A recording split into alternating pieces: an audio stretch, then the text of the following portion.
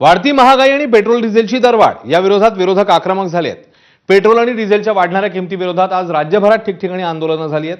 पुण्यामध्ये आम आदमी पक्षाकडून बैलगाडी आंदोलन झालं तर हिंगोलीत काँग्रेसच्या वतीने आंदोलन झालंय।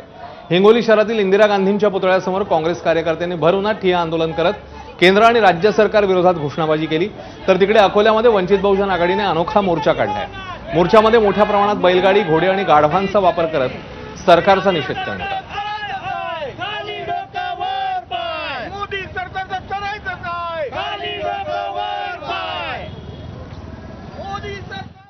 ठाण्यामध्ये शरद पवारांच्या राष्ट्रवादीने अनोखा आंदोलन केलंय। नीट पेपर फुटी, राज्यातली बेरोजगारी, वाढती महागाई यासारख्या विरोधात ठाण्यामध्ये कॉकरोच आंदोलन झालं।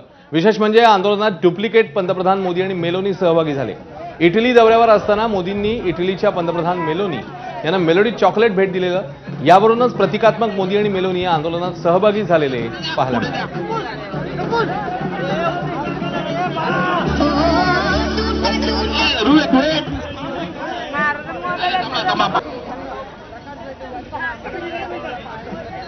या आंदोलनामध्ये तुम्ही सहभागी होताय, डुप्लिकेट मेलोनी आणि तुम्ही काय नेमकं म्हणायचं तुम्हाला? जे आपल्या देशामध्ये जे काही आता सध्या चालू आहे ते जे यंग जनरेशन आहे, जे एवढं वर्ष अभ्यास करून जेव्हा जॉबसाठी प्रयत्न करतात, तर त्या विद्यार्थ्यांसाठी किंवा ज्या मुलांसाठी आपल्या देशामध्ये काही केलं जात नाहीये। फक्त त्या विद्यार्थ्यांसाठी फक्त दिशाभूल केली जाते। त्या अगेन्स्ट आपण हे सगळं करत आहोत। जे मोदीजी जे आज जर परदेशात जाऊन जे काही प्रतिक्रिया देता आहेत, त्याबद्दल आपण दाखवत आहोत आपल्या देशाला आणि नागरिकांना की अक्षरशः म्हणजे आपल्या देशामध्ये काय परिस्थिती आहे ती।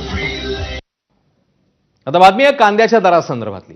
सध्या बाजारामध्ये कांद्याला मिळणाऱ्या दरामुळे कांदा उत्पादक शेतकऱ्यांच्या डोळ्यामध्ये पाणी आलंय।